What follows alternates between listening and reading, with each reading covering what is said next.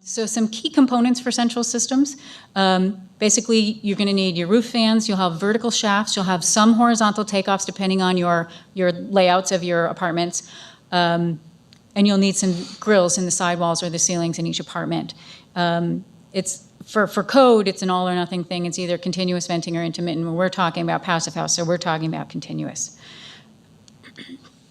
And this is just some information on work that we've done, the testing that we've done. So the leakage is not really well understood by the contractor as they're installing these systems, right? They just don't understand the implications of it. And you can see here, like this sheetrock leak, you wouldn't think it would be massive, but the air gets pushed back from the grill and goes right into that wall cavity. So that's air that's not coming into the apartment. You can see this leak here, and then all the seams on this ductwork need to be taped sealed. The easiest way to do it is with an aerosolized system where they blow the sealant and they seal all the duct openings off, and they pressurize the duct and they blow the sealant into the system before the building's occupied, obviously, and it seals and it works excellent, and we've seen it work very well. So here's a slide that shows you the kitchen and bath ventilation of an apartment building that was 9 stories tall. The dotted line is where the threshold should have been, 30 CFM. This is what they're actually getting. So you can see it the trend is downward as you go down on the floor. So on the first couple floors, they're not really getting what they need. And then on the upper floors, they're getting way too much ventilation. When you use these specific dampers that will control airflow so that you can dial in the airflow at each register, and the air sealants that we're talking about, this graph shows you the air leakage of the system when they start the test, and then this is the air leakage of the system when they finish the test.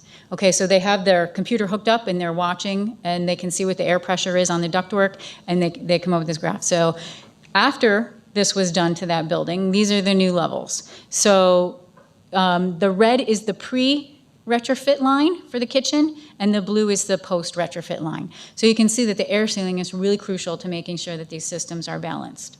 So that's something that you'll need to include in your process and in your budgeting when you do this. You won't, when we do passive house verification, we actually have to go through every apartment and measure every single register, and then we add them up to see what we have on the supply side and what we have on the exhaust side. If those two numbers are not within 10% of each other, you do not pass. So this is really crucial. They have to be air sealed. And then lastly, this is the last slide, so we're doing great. Auxiliary spacing, so spaces. Just some things to pay attention to in these buildings. Common area lighting. Use your good control strategies, occupancy sensors, time of day sensors, anything like that that can bring down when the lighting densities will be high. You're going to use CFLs or LEDs in all spaces. That's just a given, and I'm sure most of you do a lot of that anyway. So fitness rooms, you would be amazed at the energy that a treadmill takes. It's astonishing. I put 2 and threw this project out of whack, you know, so I was like, we're using the most efficient ones that we can find on the market, and still it's astonishing. It's like, I can't remember the number off the top of my head, but it was massive. So limit your treadmills, or get the ones that you can fold and put in your closet that don't have a motor, right? Or put them on a generator. Make them generate energy. But those are pretty bad. Your things like your CrossFit machines, where the cyclic ones more, they don't really have a motor. The occupant is the one that's making the move, so they don't take as much energy. But watch out for treadmills, seriously. Common laundry. So it's not common that you're going to put condensing dryers in these facilities, right? If you have students or rental properties, I just don't think there's much of a known anymore how durable they are just yet. They're just still new to the market. They take longer for things to dry, so I'm not really sure that I would feel comfortable recommending a piece of equipment that's not proven. So what happens is you need makeup air for your dryers then, and so this affects your energy budget, but it also affects your air leakage testing, right? Because now you've got a chase for makeup air. How do you get it to your dryers? Can we air seal that chase? You know, there's just some issues. It's just stuff like this. The other issues that you're going to deal with are trash rooms, elevator shafts, stairwell shafts, right? All of these things that usually have louvers, well, you can damper them now, but can you damper your trash chute? You know, so how do you deal with that? How do you commission your building? How do you work that into your energy budget at the beginning?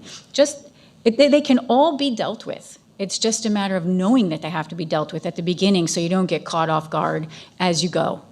And elevators, you know, there's really little data. You can talk to the elevator companies directly and they will not estimate the energy use of their elevators for you. So what we do is we use NYSERDA's their estimator for elevators. It's based on the number of floors and the number of units, and we use that, and that's been accepted by Passive House, but there's really no good data on the elevators out there, so you just have to use some defaults. And then when you're non-residential spaces, when you're assuming ventilation, so some of these spaces, obviously, like your fitness rooms and some areas, some meeting areas need higher rates of ventilation than 0.3, right? The 62.1 code is going to say, no, you got to ventilate this to 1 air change per hour. But that's okay if it's only done for a certain portion of the day, and on average, we bring it back down to somewhere around 0.3. If you can drop it back at night, on average, we'll be okay with the energy budget. So it's just a matter of control strategies, and I don't think that stuff is rocket science. I think you've been using those in your projects probably already. So it's just something, again, to include in the energy model.